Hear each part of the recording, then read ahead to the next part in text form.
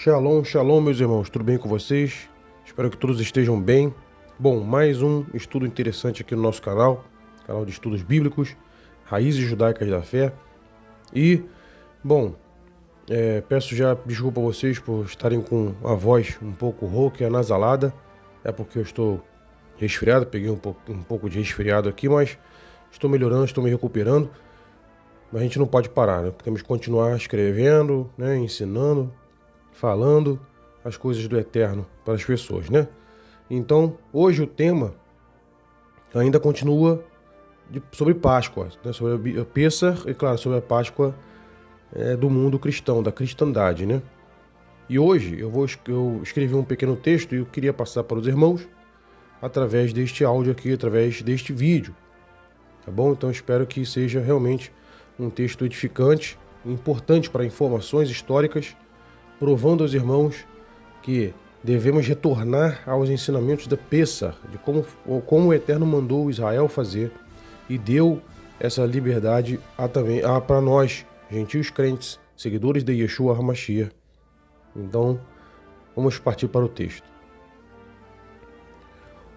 O nome que a Páscoa, tem em muitos países se chama Easter, em inglês, né? Não se encontra na Bíblia. O livro medieval Holidays and Festivals, Dias Festivos e Festividades Medievais, nos informa que, abre aspas, o dia festivo tem o nome da pagã deusa da aurora e da primavera, Oestre ou Ostri, fecha aspas. E quem era esta deusa? Segundo o livro The American Book of Days, livro americano dos dias, abre aspas, era Ostri que, segundo a lenda, abria os portais de Valhalla para receber Baldur, chamado de Deus Branco, por causa de sua pureza, e também de Deus do Sol, porque sua testa dava luz à humanidade. Fecha aspas. Acrescenta mais, abre aspas, não há dúvida de que a igreja, ou seja, a cristandade, né? O sistema da cristandade, nos seus dias primitivos, adotou os velhos costumes pagãos e lhes deu um significado cristão, visto que a festividade de Ostri era para celebrar a renovação da vida na primavera. Foi fácil transformá-la numa celebração de ressurreição de Jesus dentre os mortos, cujo evangelho se pregava. Fecha aspas. Esta adoção explica como, em certos países, surgiram os costumes da Páscoa atual, tais como os ovos de Páscoa, os coelhos de Páscoa e os pãezinhos quentes marcados com uma cruz. Sobre o costume de fazer esses pãezinhos, que tem a lustrosa parte de cima marcada com uma cruz, o livro de Easter and its Customs, ou seja, Easter, a Páscoa ocidental e seus costumes, declara, aspas, a cruz era um símbolo pagão muito antes de obter seu significado duradouro dos eventos da primeira Sexta-feira Santa. E pães e bolos às vezes eram marcados com ela nos tempos pré-cristãos. Em parte alguma das Escrituras Sagradas, encontramos uma menção dessas coisas. Nem há qualquer evidência de que os primeiros discípulos de Yeshua acreditassem nelas. Na realidade, o apóstolo Kefa, Pedro, nos manda a ansiar o leite não adulterado pertencente à palavra, para que por intermédio dela cresçamos para a salvação. Isso está escrito em 1 Pedro capítulo 2, verso 2. Então, por que adotaram as igrejas da cristandade esses símbolos, obviamente pagãos, nas suas crenças e práticas? O livro Curiosidade dos Costumes Populares responde, abre aspas, era a invariável diretriz da primeira igreja, ou seja, da cristandade, o sistema cristão, nos tempos do segundo e terceiro século depois de Cristo, era a invariável diretriz da primeira igreja atribuir um significado cristão a remanescentes cerimônias pagãs como estas, visto que não podiam ser desarraigadas. No caso da Páscoa, a conversão foi especialmente fácil, alegria diante do nascer do sol, literal, e o despertar da natureza, da morte no inverno, tornaram-se a alegria diante do nascer do sol, da justiça na ressurreição do Cristo do túmulo.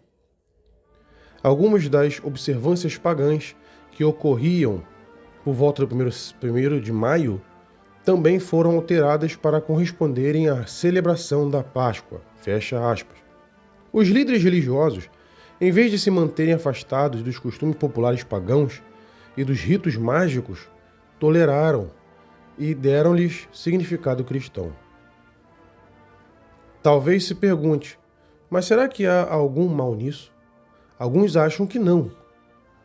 Quando uma religião tal como o cristianismo chega de fora a um povo, esta adota e batiza alguns dos costumes populares que derivam de religiões mais antigas, disse Alan Waits, capelão episcopal, no seu livro Easter, Its Story and Meaning, Páscoa, sua história e seu significado. Aspas.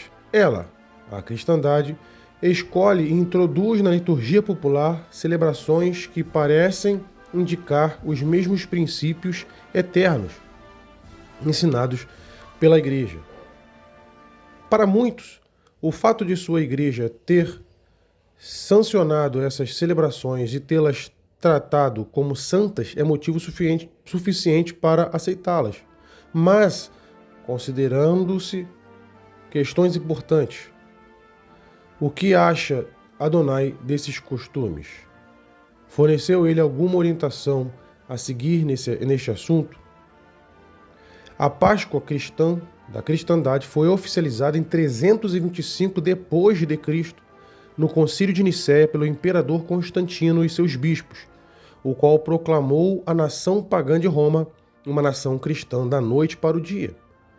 O ódio contra os judeus os guiou para fazerem todo o possível para separarem a fé em Yeshua das suas raízes judaicas, incluindo a mudança do dia da Páscoa bíblica, conhecida como Pessah, né? O nome Pessah é a Páscoa bíblica preservada pelo povo judeu até hoje, que é celebrada no dia 14 de Nissan, ou Aviv.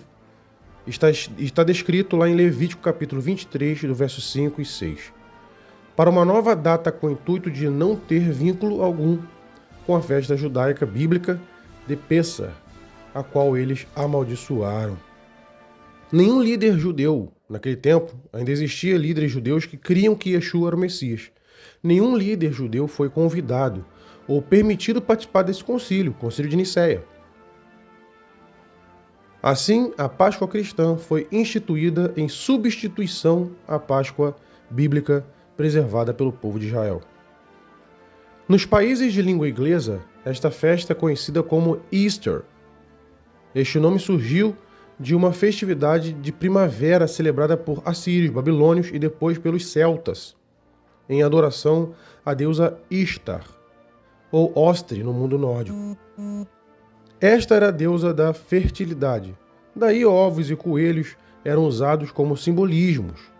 Então daí que surgiu a cultura de fazer ovo de Páscoa, o coelhinho, tá aí, ó.